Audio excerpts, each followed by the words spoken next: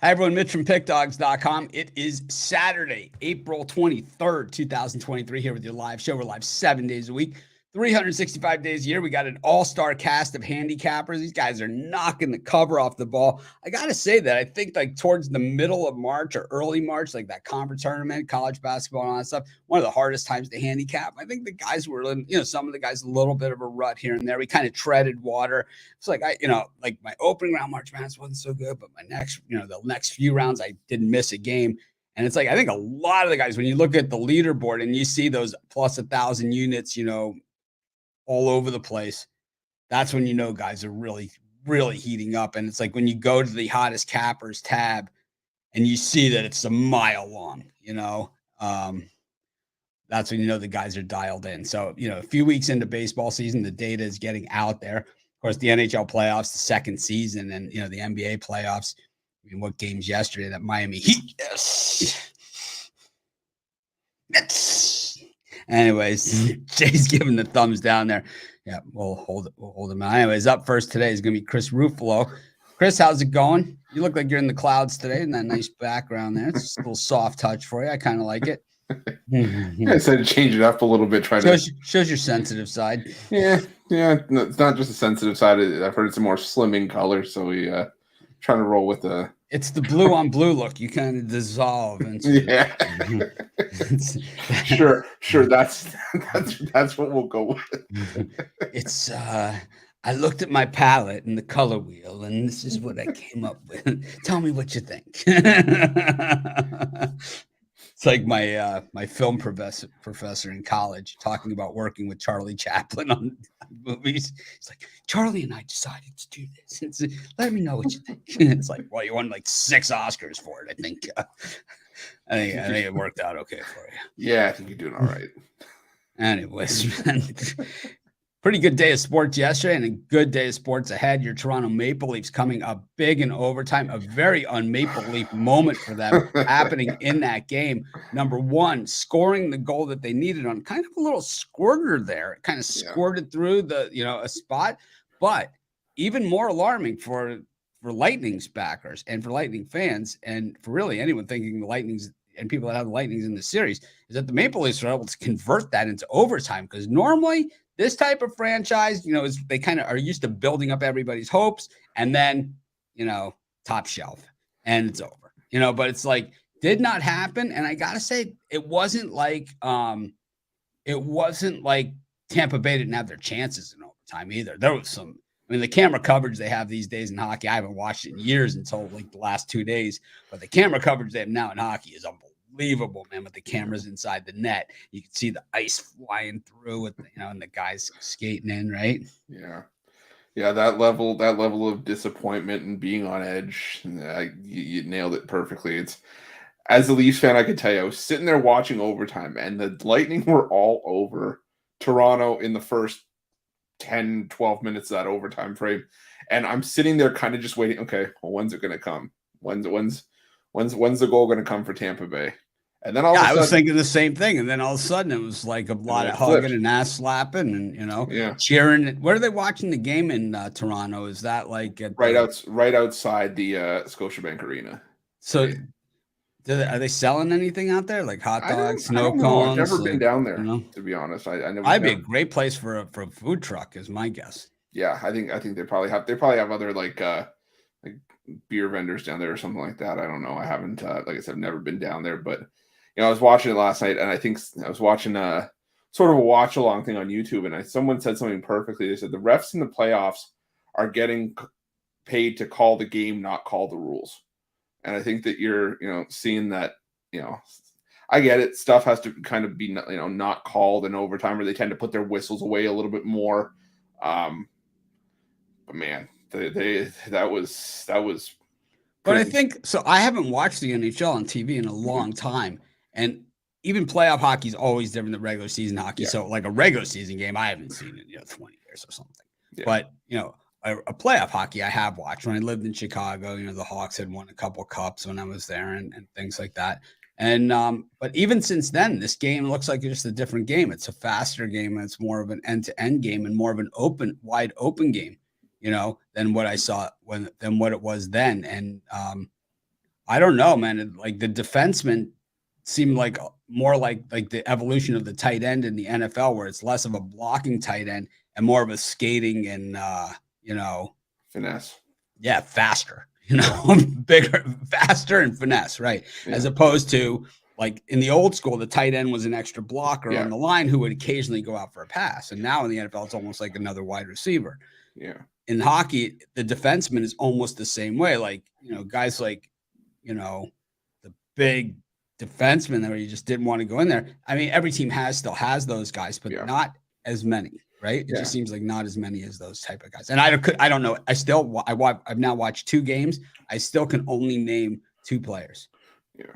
I mean, you still have your guys, like, obviously he's retired, but like Zdeno Chara was like the first layer, the one big man that kind of really stuck out. And then, you still don't have you still have your occasional, 6'3", 6'4", 230 defenseman, but you're also seeing guys like Quinn Hughes in Vancouver, top line defenseman who's 5'11", and he's out there, for puck movement and for using his stick more than using his body. But I know people that were accused of that in college. A couple of my guys that lived on my floor.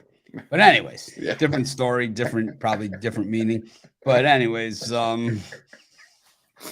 yeah, I know you want to talk about the NBA here, so let's on that note, we'll cut over. Yeah, that I do. And we talked about when I was on the live jam session last week about this game between the Warriors and the Kings, and Chris and Draymond Green with the nickname the Footprint, and I think the Footprint's going to be back for this one.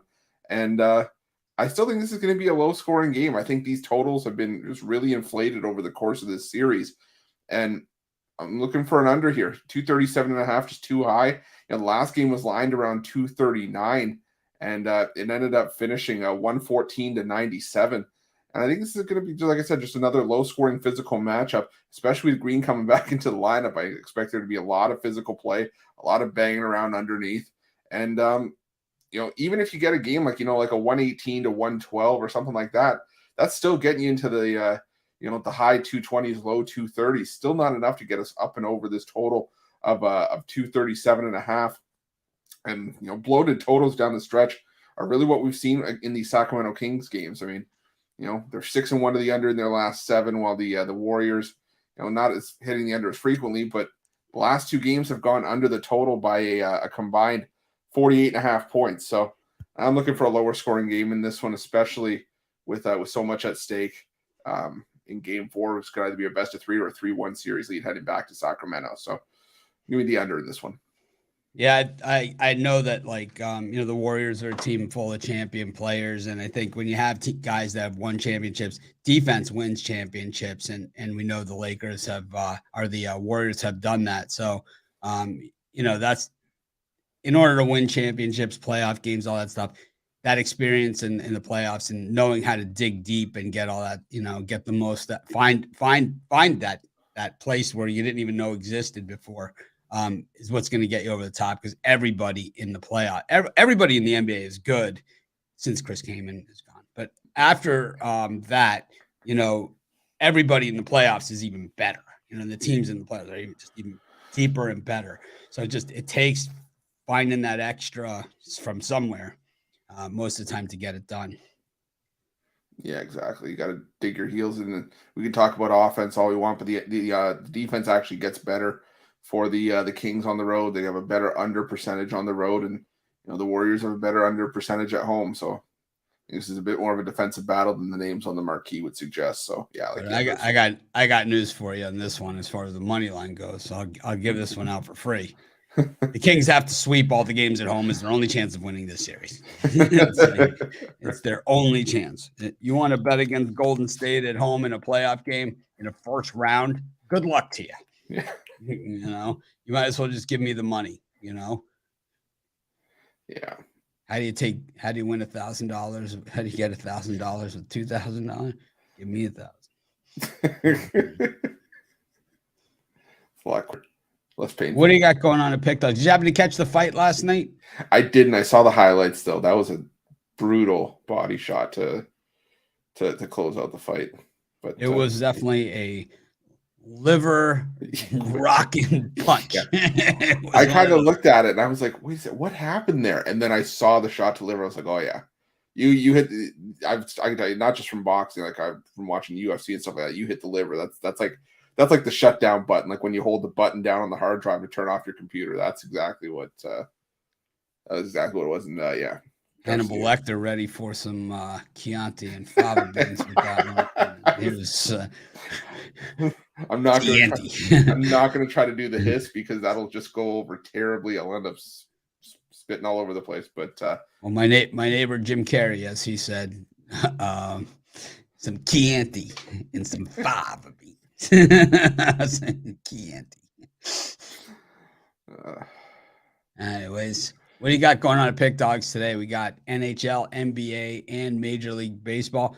And this is, it's considered the slowing down time of year, but as, Big Al was saying yesterday, it really doesn't feel like anything's slowing down at all. Yeah, no, not at all. Still the first round of the playoffs in full swing and usually getting at least 4 hockey games a day, 4 basketball, but NBA is going to start slowing down this week. But for me, I got my $19 MLB pickoff play. We've hit 4 straight with that one. Also got 3 packs in the MLB and NBA and an NHL power play as well. So check it out at Pick Dogs Premium.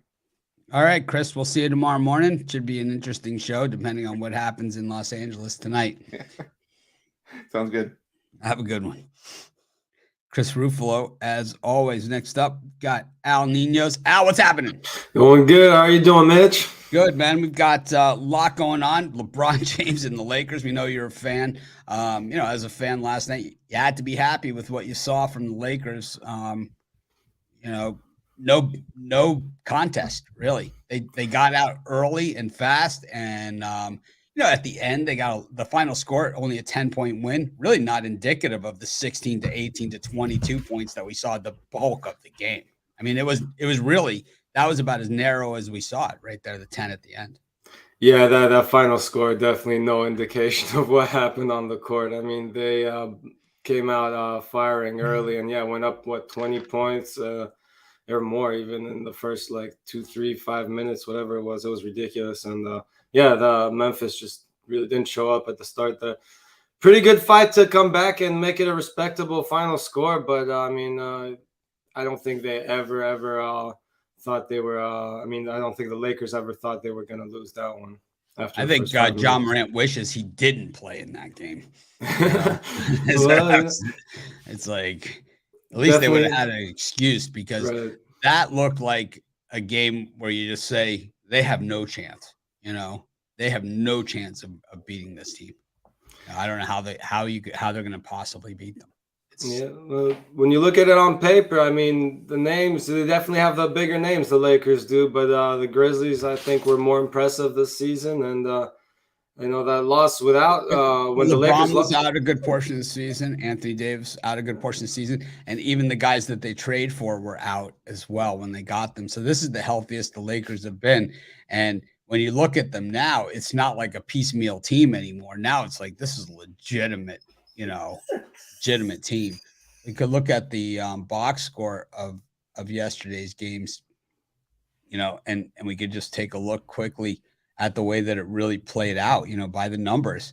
And what you'll see is that it really wasn't even as close as the domination that we saw in the court. Because if you let Anthony Davis go for 31 points, including that early dunk that he got on him when they were kind of really playing Harlem Globetrotters on him, that's a really, really bad sign. And then LeBron James with 25 points, and he missed on the technical foul. He missed that free throw there. So he really should have at least 26. And I guess he hasn't got Dylan Brooks respect yet. Still hasn't dropped 40 on him. 7 defensive boards, 2 offensive boards, 5 assists, 1 steal, 1 block, 3 fouls, 25 points. He was -6. It's plus minus. Yes, D'Angelo Russell. See, here's where you have it. Plus 13, 17 points, only 5 of 14 from the field. So he has a lot of upside there. And Hachimura, another guy that they picked up, via the trade, right? He's been playing well. So I'd say the Lakers, I think if they landed in the Western Conference Finals, I think you could pretty much put them there right now. Anyways, that's just my call. Yeah, I don't know. I don't have that much faith in my Lakers, but you know they do have the roster to do it. Now, will they do it? As you said, they're healthy now. I don't They think don't they'll have have any to. They won't excuses. have to play they won't have to play the Nuggets until the Western Conference Finals. But It'll be again, the Nuggets against the winner of the other series. So it's the Nuggets, Timberwolves, and then it is Memphis, Lakers, Kings, Warriors. So they'll have to play the Warriors next, which Jay and I were talking about on the his show yesterday about like which game we would like to go to. That's the one I would like to go to. that would be a fun game. You know, two different, very different styles for sure. But again, I don't know. I'm not. Again, I've been very disappointed by these Lakers. I don't have that much faith in them. I wish them all the best, and I do hope they go deep into these playoffs. But again, just as concerning for the Grizzlies that loss or that early start with They're Morant. done. I mean, I think it's just as concerning for the Lakers that loss when Morant sat out. I mean, if you can't beat the Grizzlies without their best players, I mean, I think the you're gonna have a Lakers are hard content time. getting the one win in Memphis. I You do. can't be. I don't think you can. I mean, I don't know. Well, they looked pretty good yesterday. Anyways, what do you got going on for us today? I'm going to be looking at some baseball here. Matchup I like quite a bit. We're going to be looking at the Cardinals going up against the Mariners here in Seattle. I like the pitching matchup here. Jack Flaherty, I think, has been the much better starter. Chris Flexen's had his moments in the past, but it has not been his season so far. And he does have pretty good numbers against this lineup, but I think given his form this year, I think they finally get to him. And Jack Flaherty on the other side has said he's had a pretty good start. Now Suarez is a guy that doesn't hit him particularly well, but when he does hit him, he takes him deep. Just 5 hits and 18 at bats, but 3 home runs in those 5 hits. So he'll have to try to limit those today. But other than that, I like the Cardinals here. I like their lineup better. I like their pitching better, and I think they get the job done for us. I'm taking the Cardinals on the money line. So me and Ruffalo had the Jack Flaherty discussion on the weekday morning show. I'm a big not fan of Jack Flaherty. He walks way too many batters for my taste, and he pays the price every single time on that. He's seen as like a top flight pitcher, but he's anything but. And the Cardinals are seen as a top flight team, but the record indicates that they're anything but. In fact, they're 4 games behind the Cubs and the Pirates. You know, I mean, that's where they stand. They're second to last place in the division, just ahead of the Cincinnati Reds. And I mean, barely ahead of the Cincinnati Reds. Nolan Arenado has not hit at all with runners in scoring position, especially with 2 outs. He's been a really big disappointment in that area. And they've left just a lot of meat on the bone out there. And until he's able to do that, last night in Seattle, I had the Mariners on the run line. And Cardinals screwed it up for me. They hit the home run in the 9th inning with 1 out. It's like they put in the ace, reliever, the closer, comes in there, strikes the first guy out on 3 pitches. Then he gives up like a floater home run to like the guy that hasn't hit a home run all season. And then it gets back to it, gets the other 2 guys like that. They win by 1. They're all ass slapping. Meanwhile, it's my only loss of the day, on like 7 or 8 picks that I gave out. But, that's the nature of baseball, and that is the nature of the thing. Flexen, don't you think it's odd, though, that Chris Flexen, who wasn't in the starting rotation to start the season, right? He's just a fill-in for Robbie Ray is all he is while Ray is out. But the thing is, we know Flexen, right? He pitched in Korea. I mean, this guy, right? It's Flexen. We know Chris Flexen, right? But the thing is, why is he only minus 110? Again, he's just been pretty bad this season. I know, but he's only minus 110 against Flaherty, who's the number 1 for the Cardinals in the rotation. 4 earned runs last time out, 8 at Wrigley. I mean, that was hideous. 10, you guys know I love my pitching lines. 2.1 innings pitched, 10 hits, 2 walks, 8 earned, 8 total runs, 2 home runs on 74 pitches, 2.1 innings. Just home field. And he's minus 110 odds here against the Cardinals. Home field, the Mariners have been better. I mean, yeah, the Cardinals very disappointing this season, definitely underachieving, but I think, it's still early, and I think they will 7.79 total ERA on Flexen. Yeah, and as you mentioned, though, I mean, a pretty impressive ERA for Flaherty, but yeah, that whip's pretty up there. He's struggled with the walks, as you mentioned, so that can come back to bite him any day. But again, going up pretty good against a pretty good lineup, but not necessarily the best lineup in the league either here. So I think he does fairly okay, and definitely gets enough run support unless Chris Flexen figures things out all of a sudden today. And again, he's had good numbers against these guys in the past. So, but I just don't like what I've seen out of him so far this season. So I don't see why all of a sudden he comes out with a gem tonight. Looks a little trappy to me. That's all I'm saying. Yeah, it does. I mean, again, home field, and again, Cardinals very disappointing this season. So maybe starting to lose some of their backers. I don't know. All right, Al, what do you got for sale today at Pick Dogs? We know you've been, for the most part, steady Eddie on the leaderboards, across all the different sports. You have your good days and bad days, but, looking at the leaderboards, always more good than bad. So what do you got today that's good? We only want the good. We don't want the bad. Well, I don't have too much today, so do hope it's the good that I went with. And I got a 3-pack in the MLB, just one play in the NHL, one play in the NBA. Also got my $19 play in the MLB if you're just looking for that one big bet. But yeah, grab a long-term pass if you want all the sports, all the action. Pretty fun time, as you were talking about earlier with Chris. They've got a lot of sports going on. NBA, NHL playoffs, really, really great action there. And just getting started on this MLB season. So a lot of fun. Awesome. Well, we will catch you, of course, next week, as always. And see if we can make it a winning day. All right. All right. Thanks again. Al Ninos, like I said, been here since day one with Pick Dogs. Before then, it's with a sports shop place. So old school. Next up, speaking of old school, Rod Zwack. Rod, welcome back. We missed you yesterday. Rod called in sick, stomach pains. Missed everybody yesterday too. Stomach pains. No stomach pains. Meat sweats. maybe too much steak Friday. Definitely. Maybe shouldn't have went with the little smaller steak. maybe shouldn't have went with the thick cut. Like Ruffalo calls in with the meat sweats. How do I add people to this? What a lot of good hockey going on. Like I said, I've watched 2 games now, so it makes me an expert. I watched the Toronto game last night, not on the main TV, and I had it on the side TV. Hockey doesn't get the main TV still, but got one of the sides. The staggered baseball schedule helped it, and I think today I'll probably get a game in too because of the way the schedule works out. But what do you got for everyone today cooking? We got a couple places. We're ahead to the first one. We're going to go to the Ball Diamond. We're going to go to Chicago, where they're taking on the Dodgers.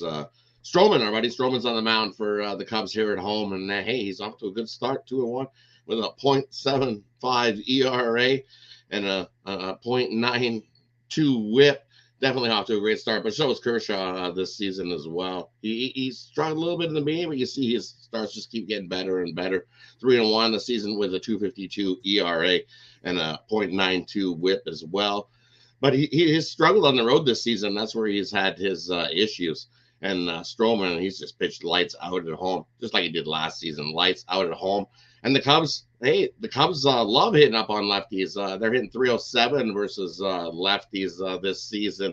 I think they can get to Kershaw. The Cubs are also 10-1 in their last 11 versus a left-handed starter. They're also 5-0 following a straight-up loss. But you look at the Dodgers following a win, 0-6 in their last 6 following a win. They're also 0-5 in their last 5 of Game 4 of a series. So let's go with the Cubs and a nice plus money to beat the Dodgers here on Sunday. Yeah, you know that where'd I go? There I am. Kershaw, it just seems to me, it's like I don't even understand why he's pitching this year, to be honest with you. The only thing that I could see, like, I know he wants to be a Dodger career from start to finish, and all that kind of makes sense. And that's, maybe he should. But at the same time, it's like you have to kind of respect that the organization is at a different place than what they were, and he might not be such a great fit. There's really no benefit to him or to the team for him even being there at this point. If he was traded to a contender and just kind of, said, oh, man, I play on the Yankees for a year or something, and he was like a number 3-4 starter on the Yankees and, sees time in the postseason kind of in a relief role, like the way El Duque did at the end of his career. it makes a lot more sense, than Clayton Kershaw coming out here laboring for a Dodgers team that probably isn't going anywhere this year. And, he's not pitching his best stuff, and the game's passed him by. He's not like the anchor of the staff or anything anymore. He's a lefty pitching at Wrigley today against a team that can hit lefties. It's, it's just lefties. Yeah, it's like, why, Why, right? This is right? Really it's like spot to throw him out there. It's like I felt the same way about Tom Brady this last season, and I did, one too many. Yeah, one too many. I think when he won that 7, too many. When he won that last Super Bowl and you got 7, you scored the touchdown to Super Bowls. I think it's time to hang him. So, and the one more play I got, we're gonna go to the ice. I'm gonna go to the game that we've definitely got our hat bet on. We're gonna go with the under in the Kings and Oilers. You've seen only that first game went over because the Kings got the that one late to send it to overtime, and that got us over the total. Otherwise, this has been a hard hitting, low scoring game, and that's what you get here. This is game 4, going to be even more tighter than the other one. Gotta go with what I caught part of the show yesterday when Big Al said LA is just an entertainment town. Yeah, that's what the Kings are doing. They've definitely trying out for the stars on ice with some of them dives they've been taking, definitely leading the way in soccer plays where it's like, oh, look, you hit me in the knee. Oh, what happened? Definitely leading the way there as the entertaining Kings in LA. But I love the under here. Both goalies playing lights out. I think we got like a 3-2 game here again. So take the under 6.5. I took the Kings just to get under your skin in the series. I've done a pretty good job with it, and I kind of bandwagon. I've kind of hit you in some tender spots, which I've enjoyed. I know you sometimes don't see them coming, which makes it even more fun for the rest of us. But the thing is that it kind of has gotten me a little bit more back interested in watching the NFL and NHL and checking it out. Something that I haven't done, like I was telling Chris, for a really long time. The game is a little bit different game than what I used to watch, even 10, 15 years ago when the Blackhawks were winning cups, and maybe that was 10 years ago when the Blackhawks were winning cups, like the 2013, 14, 12, like those years. And 2010. Yeah. So it's just a different game. I think the game was a little bit more physical then than it is now. And that's why maybe when we were talking about hits the other day on the show, you were saying they're hitting them. And I'm like, it's not like the face up against the glass like hits that I like. Yeah. I like, but you can't see it because the guys are all the cages around their faces are just a little bit more protective than they used to be. And it's like the pads are bigger. Everything's because when they first had the helmets, when they first went to the helmets, they didn't have the face guards on the helmets. Like those are the guys that got beat up. Yeah, because you put a face guard on. Remember? Yeah, you put a face guard on. We're gonna kick your butt. We're gonna kick your ass. Yeah, and that's the NHL that I love. That's my. And NHL. That's what they used to do. NHL used to police itself. Okay, so say you see one of those dirty plays and somebody hits somebody in the back and. Well, what happened is if you did that dirty play, you better watch out because the goon's coming after you. And you got to fight the goon. And that's the way it is. That's the way the old NHL used to be. The goon would come out and you had no choice, but you had to fight the goon. So you fight the goon and then you go in the penalty box for 5 minutes. You feel shame. That's over. Game's over. Everybody shakes hands. Hey, good game. On to the next game. Yeah, I'll scratch my goon. You scratch your goon. Yeah, exactly. You can face my goon. You want to do something dirty? Here, you got to face my goon.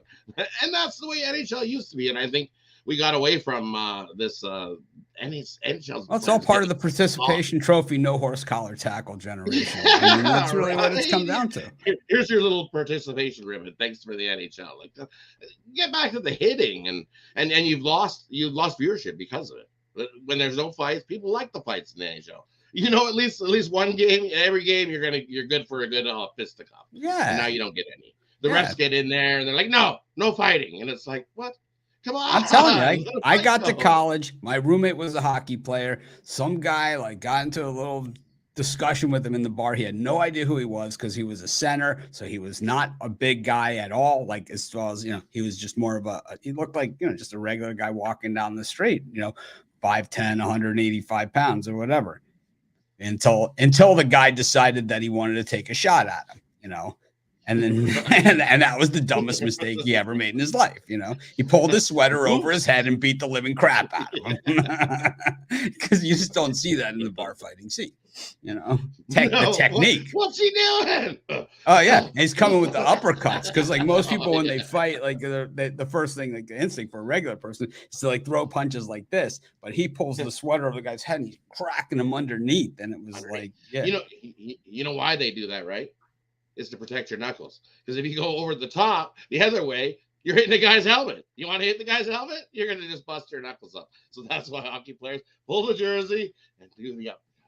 I remember when the Flames played the Canadians in the finals. I think it was Flames Canadians. They had some great bench clearing brawls back then. Big, huge goalies were going. Like when the goalies go, the benches are really cleared.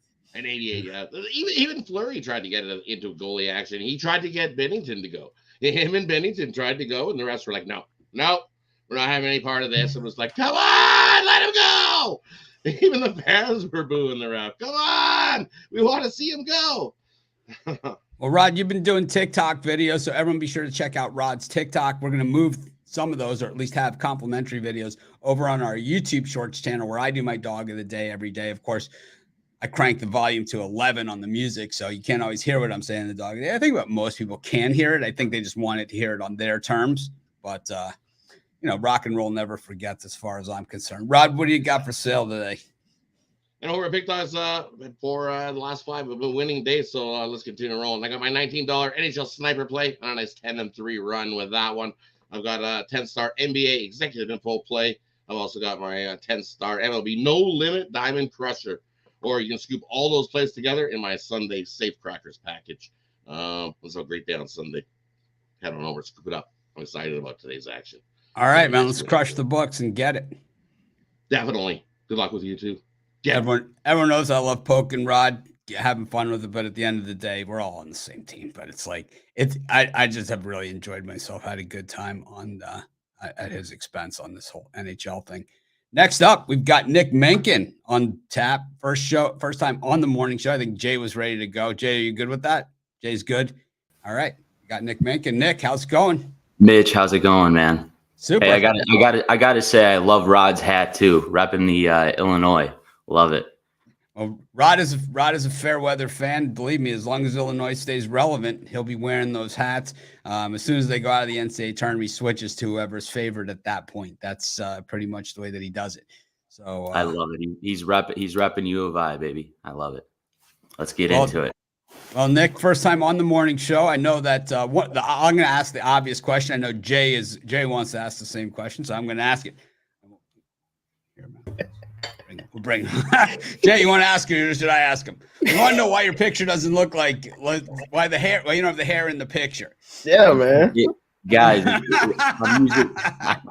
I'm using that picture from my it was college. I'm using my college picture too, man. I'm gonna go to my wedding photo with my whole head of hair that I got, man. Go. Yeah, man. I was shocked. I said, "Oh, I like the new Nick with the hair, man." Yeah, man. It's like I know. I'll get it updated for you guys. I promise. Yeah, we're just gonna take a screenshot and throw it up there. Is what's gonna happen if you don't do it. So, don't let us pick it, man. That's all I gotta say. Anyways, we'll see Jay in just a second. We were just having a good time with it, and of course, for sure. No.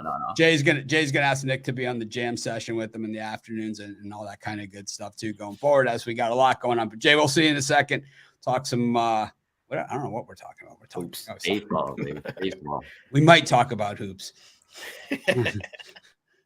All right. So Nick, obviously killing the leaderboards at the site, and it kind of our theme right now is that we have a lot of sports going on, even though it's seen as the time when sports is slowing down, so it's like you got NBA playoffs, NHL playoffs, and full Major League Baseball.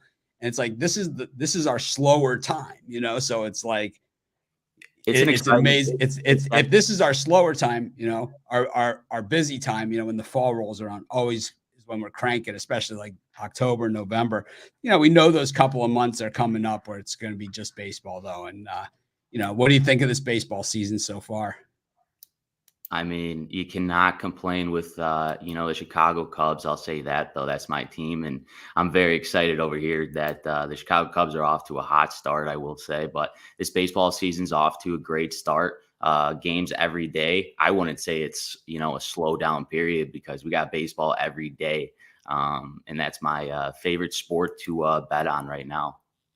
Yeah, I lived in Chicago, and I'm more of a White Sox guy, so my favorite team is White Sox and whoever's playing the Cubs. But I do like what the Cubs are doing this year. I thought the Dansby Swanson signing was, just the best of signings.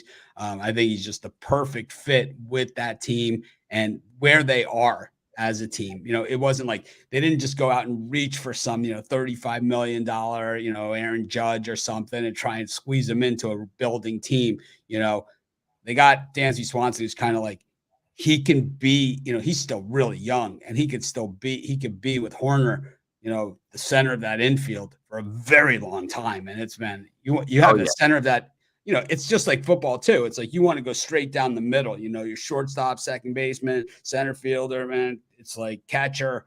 It's like, if you're good there, then you start to build. The Cubs are building their franchise around Dansby Swanson. That was just Horner, I think, is pretty good too. Horner's great. And you got Madrigal too. He gets on base all the time. Cody Bellinger too. I will say he surprised me. He's looking like the old Cody Bellinger. But I think that he might be a rental. I think like Dansby Swanson, Horner, Happ. These are guys who are more the cornerstone of what they're doing there. With Bellinger, I'm not sure. Hosmer, same thing, kind of rent a veteran, type stuff. But he's a good fit with this team. I like what the Cubs are doing. I don't know how far they're going to get with this pitching staff, but that'll remain to be seen. What game you want to talk about today? Let's talk about the Astros and the Atlanta Braves right now. All right. It's all you. The Astros go to the Atlanta Braves to finish off this 3-game series right now. The Astros have been all over this first place Braves team. They are 2-0 in this series, looking for that sweep. The Astros are coming in 11-10 this season. They are currently second in the AL West. They are behind who are they behind again in the AL West? Rangers. That's right. That is right. And then we got the Atlanta Braves, who are 14-10. They are first in the NL East right now. We got Christian Javier. He's 2-0 starting for the Astros.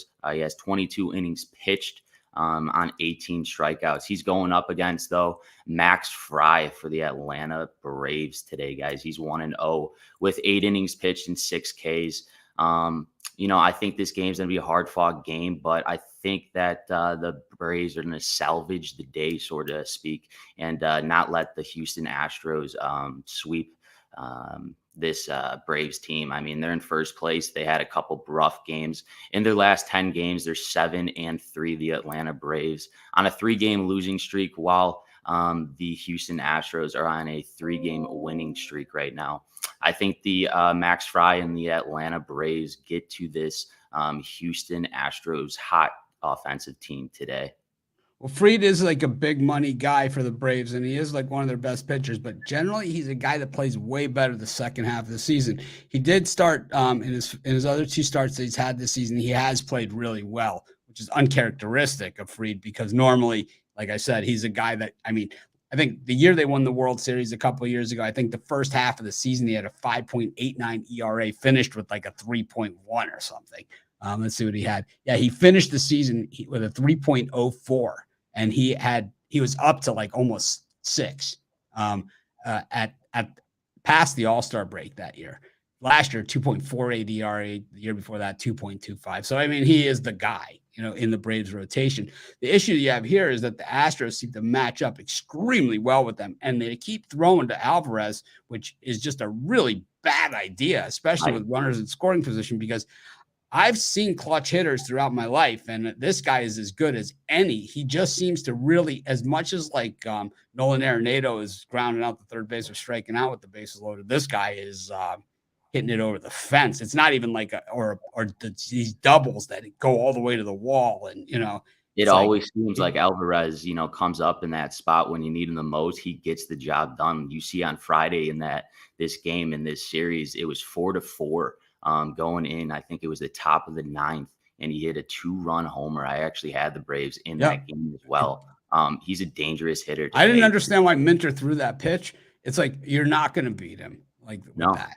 That's walk not him. going to happen. Just walk him, put him on base. Barreled it. I mean, he just barreled it on him. I mean, it was no doubter. And I think that's what we've seen from Alvarez, and he's holding it together. And generally, the Astros, a lot of what happened with them last year, missing Altuve, not quite as good as they are with Altuve, because he's the guy that kind of just messes everybody up. He gets on base, he makes pitchers uncomfortable, and he can also hit the long ball too. And then, of course, defensively, he's pretty good too. So it's like that.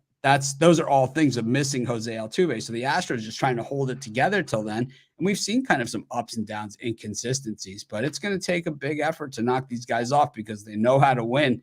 I mean, they just do, And it's like Alvarez and adding Abreu behind Alvarez is just, and Pena. I think he's going to be a really, really good shortstop just as the years go on. You've seen it with the playoffs all of last year, too. He was an absolute all-star. Then you got Alex Bregman over there at third. Well, MVP, right, of the World Series. The World Series, yeah. And the Championship Series. I believe both. Right? So, yeah.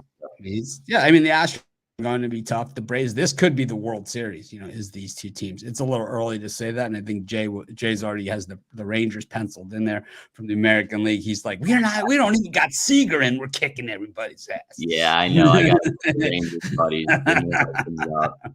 Just wait. Give it time, Jay. Give it a couple months and talk. No, you just don't understand the how much of a homer Jay is. Like you have to really be exposed to it for a while to really appreciate the Cowboys, the Mavericks, the Texas Rangers, the Dallas Stars, and then any college football team in Texas, as long as they're not playing another team in Texas. In which case, well, then it all depends. Usually not Baylor. It's usually whoever's playing Baylor. Spoken like a true Texan right there. Pretty much.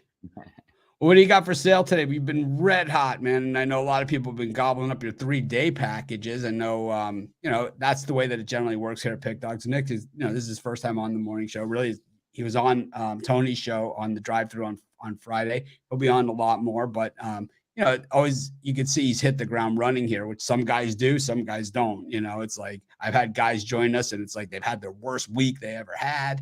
I've had other guys come in, they hit the ground running. They never look back, like Jovan Bertz. I think Jovan came in. He started on the leaderboard. He's been on the leaderboard for the last 3 years.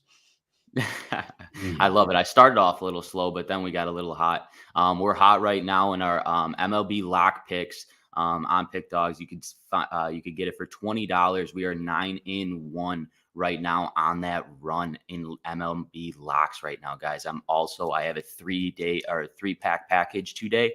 NHL, NBA, and my lock of the day in MLB are in that package. Go check it out, guys. All right, Nick. Well, welcome to the show. Welcome to Pick Dogs. So far, like I said, you've hit the ground running. I know these shows it takes a little bit to blend in, but I think you fit right in with us. So, and I think the rest of the guys do too. And don't cut that hair, man. I won't. I'll keep growing it out for you guys. I don't care what anybody says, man. All right, Mitch. I told Nick we should get a pic with the hair for his capper page, which he's going to have to send us. But he's like, I got to put a suit on. It's like, not on our site. You're not. That ain't going to happen. Man. We got to get him to Pick Dogs on for you. All right, Nick, man. We'll see you soon. Thanks for joining us. That was Nick Menken. You can tell fits in like a glove here at Pick Dogs. So it takes a certain person, not for everyone. We know that. We know we're not for everyone. We don't want to be for everyone. We're for our Pick Dogs community. And it's like, I think that our whole thing is always like, we're guys that win a lot of games, but we're also guys that watch the games with you guys and kind of go through the ups and downs. I got my parlay busted up too. It happens to me too. Thanks. It's like I lost the fight last night. I had it. I was getting plus 185. I'm feeling pretty good. It's like then all of a sudden, boom, that short punch. He's on his ass. It was like, oh man, I got a little nervous because he had got in there. He was deep in there, and then it was a flash knockdown. Flash knockdown, and then the body blow. You don't see a lot of knockouts on body blows. You see them, but not a lot of the time. He just left himself really exposed there, and they just got him just in the worst possible spot. And he took the knee, probably hoping that he could get back up and No way. As they said on the thing, the liver starts to quiver. That's it. Yep. That was it's a good fight, man. It looked like Ryan had just started to catch his footing, and Tank caught him right there in the liver. I think what happened here, though, the nice thing about the way the fight ended and all of that other stuff is it doesn't really set up for a rematch out of the gate. It's one of those things where the division's loaded. There's a lot of good fighters there. These guys can go their own separate ways. And if they continue down the same track again, Ryan maybe comes back and fights him in a few years in a rematch and says, you know what? I got caught. He beat me, but I've learned from that. And look at what I've done since, give me another shot. And I think Davis, man, he doesn't care. Yep. I think he just seems like, he doesn't seem to really be bothered by much. Nope. And all of a sudden he's hugging Floyd, their buddies. It's like, what was that all about? Floyd's like, I can make some money off of this.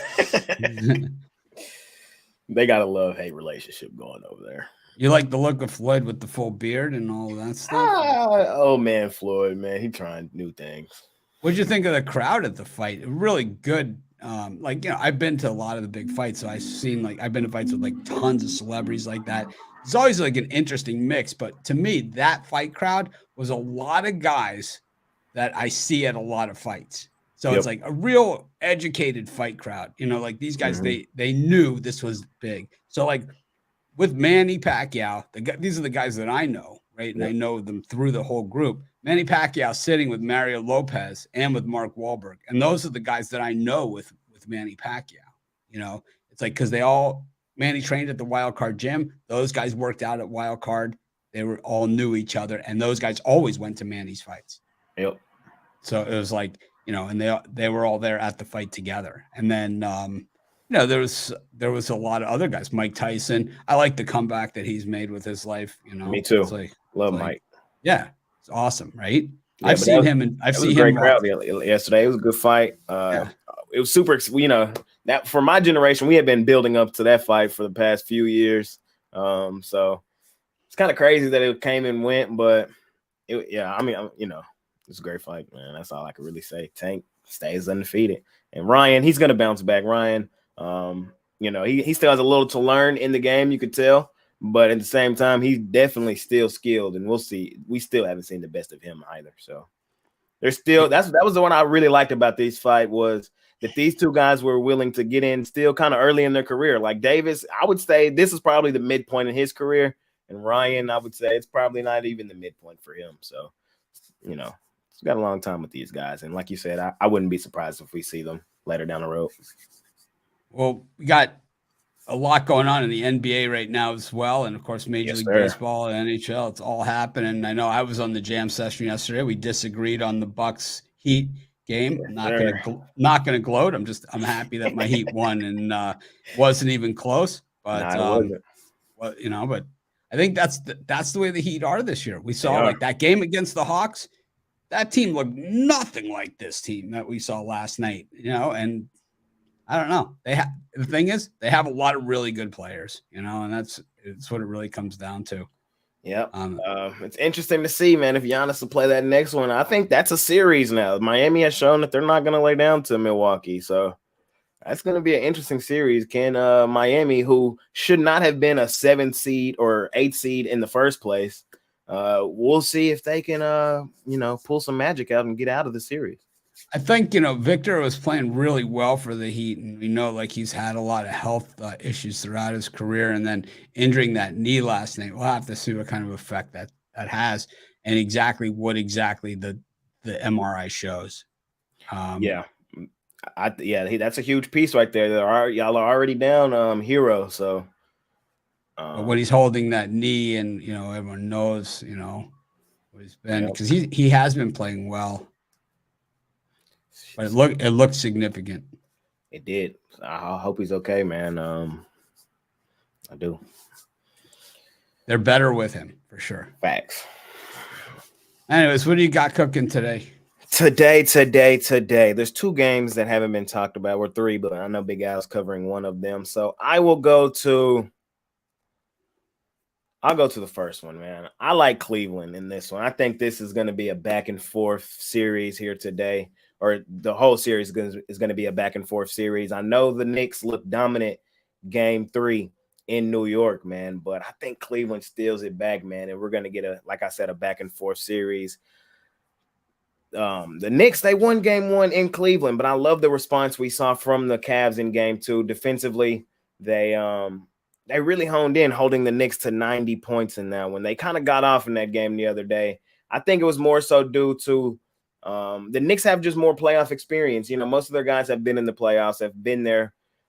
For the Cavs, a lot of their guys, you know, a lot of the Cavs teams, this is a really young Cavs team. And the only person that really has true playoff experience, I would say, is Donovan Mitchell. So that was the first true road game for most of those guys. Now that it's under their belt, they done felt what it felt like. I do think Cleveland is the better team in the series. They've been the better team all year. And I really think they steal this one in New York, tie it up 2-2, heading back to Cleveland. And I've said from the jump, I think this series is going 7 games. I like New York a lot. Y'all know Jalen Brunson is a former Dallas Maverick. I can't say enough about him. I'm still terribly sad that he's no longer with my team, man. And he's doing a hell of a job leading this Knicks team. I just think today they get caught, man. I think, like I said, it's going to be a back and forth series. And I think it all comes down to defensively for Cleveland. If they rebound the basketball today, like we know they can, then they're going to win this basketball game. And I'm leaning in the direction of the Cavs. It's going to be a crazy afternoon in New York at Madison Square Garden. These are the days, like I said all along, these are the days I miss. You know, I lived in New York for a while, and, you know, going to the Knicks games was always one of my favorite things. So I think the New York crowd will certainly be ready for this one, and they know how important it is because this will mean a true home court advantage for the Knicks. They would not have to win back at Cleveland. They could come back to the Garden and close it out. At least they'd have that opportunity to do that. If they don't win here, that could go out the window. They would need to win in Cleveland one of the last 3 games. Basically, it's a whole new series. You know, yesterday I said that, you know, the game that I wanted to see if I had a chance to go to the game would be the Knicks. But I got to say, after talking to Al Ninos, man, if the Warriors play the Lakers in the next round, I think I would go to any of those games. Yeah, facts. Any of them, either in LA or at Golden State. Either of those two, I would go to in a heartbeat. I'd drop everything I was doing. Yeah, that's gonna be. Hopefully, we might not see it. I don't know. I wouldn't book your tickets or your. I'm booking. I wouldn't book it, man. I wouldn't. The Warriors, until they show me they gonna steal one on the road, man. I'm sticking to my same story. I know the NBA has a way making it happen. The Warriors at home, we know what's up with them, man. We know what's up with them at home. But on the road, they got to do it one game in Sacktown. I don't know, Mitch. I don't know. We'll have to see how it pans out. Yes, sir. What do you got going on today at Pick Dogs? I know you've been killing it in baseball and, you know, selective in baseball to start the season, which is fine, man. It's like cashing. I'd rather have one winner at a time than have to pay the book every other bet and, you know, try and string it together. That's for sure. Man. I've been going super light in baseball, and it's been paying our dividends, man. We've off to a really great start. And I got my $25 MLB play of the day. We've hit 16 of 22 to begin the season. We did drop it yesterday with the Diamondbacks. I thought Musgrove was going to get cranked. He didn't. He kind of did, but they kind of gave it up late. But we'll get back on track on it today. Like it was a good game for the fans. I had the other side in that one, but I never felt good about it. Yeah, it was a great game. It was a good game. So yeah, we'll get back on track on that play today. And I also have 2 plays in the NBA. I got a plus money dog in the NBA, and I got my $19 NBA jam session play. 17-9-1 last 27 on the jam session play. We dropped that one yesterday as well, but we get back on track on that. Still, like you said, hop on something long term though. We're up 1,000 units last 30 days. Trying to keep it rolling. So. All right. Well, I'll be back with the jam session 2 Central today. 2 Central. Jam session, afternoon jam session. I just talked him into doing a podcast, and for next season they'll be doing an NBA podcast at least once a week. But you know how that always starts at once a week, and so you know where that goes. Got a lot of things in the pipeline, and then Jay might take a couple of days off before he starts his new project here at Pick Dogs while he waits for NFL season to start in college football. But yes, sir. oh, always find And something. one last thing before I get out of here. I know you and Nick were talking about my Rangers, man. Y'all better watch out, man. Y'all better watch out. I like the way the Rangers have been playing. They've had a little bit of a light schedule in here, so you can't give them all that much credit. Facts, but it's true, but they're winning. They're beating the teams that are in front of them, and that's step one. You look at the Atlanta Braves and what they've done over the years, and all those championship teams that they've had and postseason teams that they've had. Most of those wins come against teams with bad records. And then if you can beat the teams with the bad records, win all those series, and then split your other games, you're in, you're in. And the Rangers, they know that this is the best pitching staff that they've had. With DeGrom, it allows them to move Martinez down there, right? It allows them to move everybody down a little bit. And, you get some quality innings from John Gray. And before you know it, you're a playoff team. But they're going to have to hold it together over the long haul. Yeah, John Gray is one of the pitchers that makes me nervous. I saw him pitch against the A's the other day. I went and he always looks like he's throwing a shot put, man. Like it's just so heavy when he's throwing it, right? It's like, and then all of a sudden it straightens out, and it's like, oh no, But the top of our bullpen, I'm loving with DeGrom, Perez. Even Heaney looks okay at certain points. But if he's in the right spot in the rotation, he's not bad. Exactly. It's like when he's expected to pitch out of the number one hole is when he's in trouble. But as a 3 or 4, where it's like all he really needs to do is get 5-6 innings a game, maybe 9-10 wins. Not that win losses for starting pitchers didn't mean anything at all, but put the team in position to win, give up a run, 2 runs, no runs, and it starts, which he's fully capable of doing. Yep. That's all you got to do. We saw Rich Hill do it last night in Pittsburgh. It's like these are the guys that, get that 5-6 innings, allow 1 or 2 runs, you get the team late into the game, and and see those are the difference makers. Yes, sir. So because DeGrom's going to get his numbers. He's going to get his numbers. Yes, sir. I just wanted to talk a little Rangers, a little baseball. Oh, all good. All good. We love the Rangers gear you're wearing, the new hat. Yes, sir. New gear, man. I kind of love the new gear we got. Inspired from our roots in Fort Worth and Dallas, so they kind of combined the two. I like the Rangers one. Some of them I don't like as much. The Padres one that they wear, that Friday night outfit, the neon. I'm not a huge fan of that, and even the Boston Strong. I like the message. I don't like the uniform. But anyways, Yes, sir, man. So see y'all later on today. I'm on the live jam session 2:00. I'm not sure who my guest is, but I'll have somebody and we'll cook it up per usual. All right, I was on yesterday. Did a full 7 games.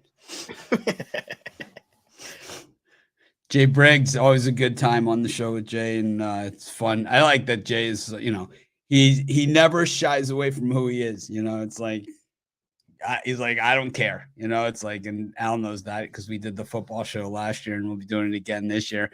And Al knows that we did 18 regular season shows, and Jay took the Dallas Cowboys 18 regular season times, and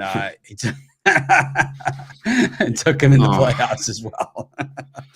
And he took him in the preseason 3 times. Yeah. Yeah, it's fine. You could be a homer. Nothing wrong with that. Nothing wrong with it, especially if you got a team that covers. That would really be really the bonus. Yeah, if you have a team that covers. But it's been pretty exciting. The NBA playoffs last night were crazy once again. Miami Heat, and convincing at home, but inconsistent, and the Oladipo injury is going to hurt them. Because he had kind of like one of those, every team that wins has a guy like that. And, it's a shame to see that happen. Hopefully he can get back. And then the Lakers seems to LeBron James in a first round playoff series, is willing his team across the finish line. I mean, why is anybody surprised? It's at this point, it's just amazing.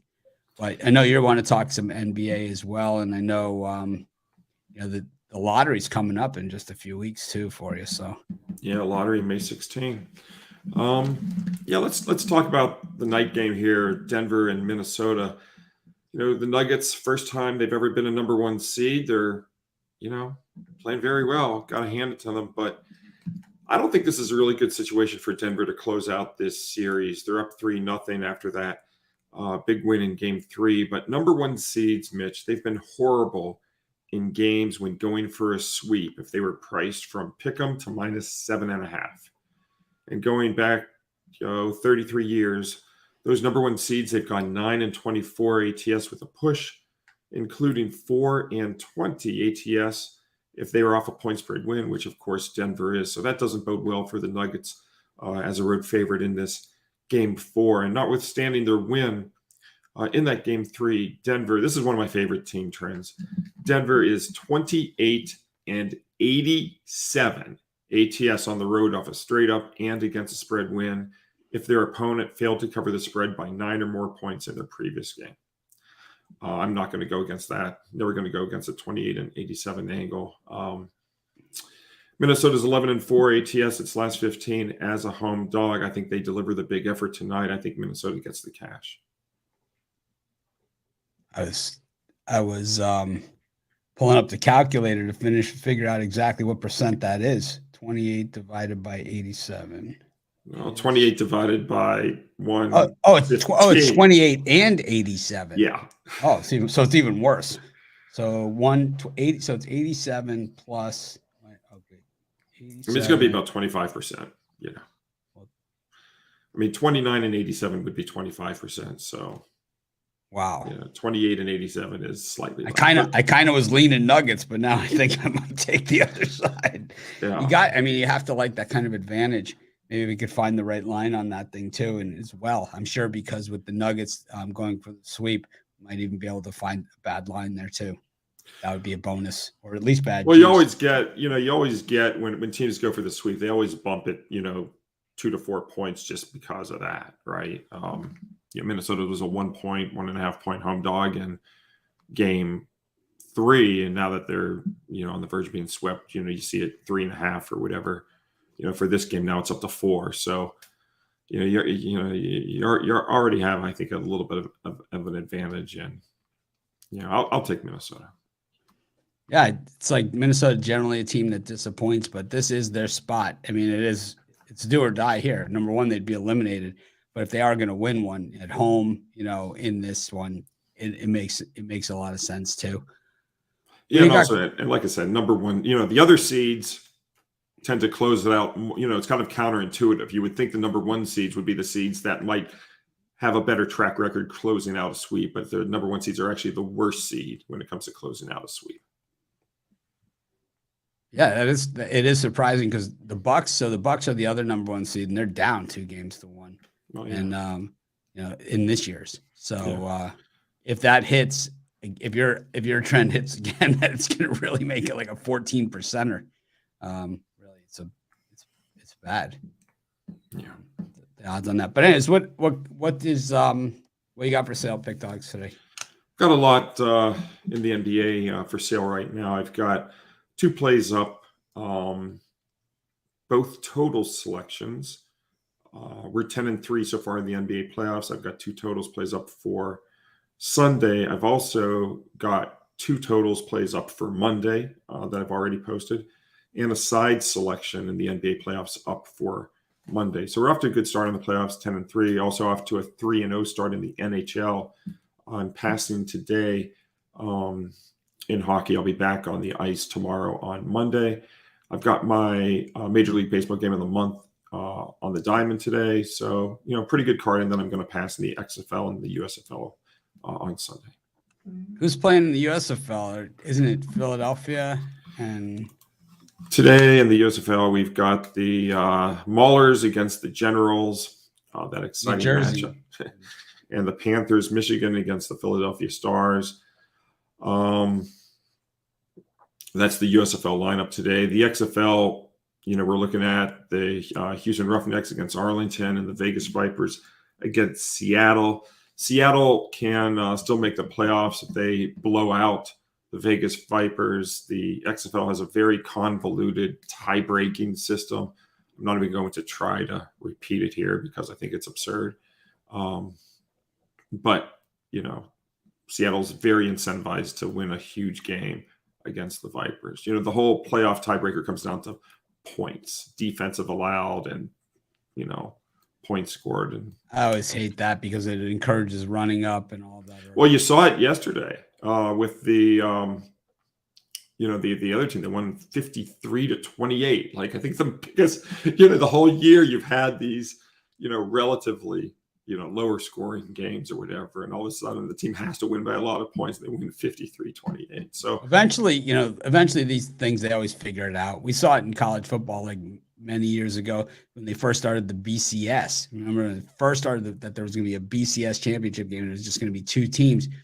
The way, what teams were doing is because there was all these polls that were in there, polls you never even heard of, right? And it's like the Massey poll and this poll, and like we only knew the AP poll and the coaches poll, right? And those were the polls. But then there was all these other polls, Sagarin, and all these other things that came into it, and the colleges, they have all these smart people at the college. They just figured out the system, and they're just like, we got to beat this team by 38 points. So I don't care who you are. We're up by 25. We're throwing deep in the fourth quarter on you, and they did it. I mean, remember Florida State, Bobby Bowden throwing deep on his son at Clemson, up by 35 in the fourth quarter. Eventually they figure it all out, but. Anyways, thanks for joining us. It's been a great show. Thanks everybody for tuning in. As always, got a killer group of pick dogs and only getting better by the day. I'm really excited about everyone here. It's got the veterans, the young guys. We just have a really good mix, and I think that's what it is, and just shows that I just think there's power in that sort of mixture, and I think just shows more of a representation of today's betting market than some guy, sitting in the corner of a sports book smoking a cigar with a newspaper. It's like I think those days have come and gone, but and nothing wrong with that either, I guess. I was one of them. Anyways, make it a winning day, everybody. We appreciate all of you.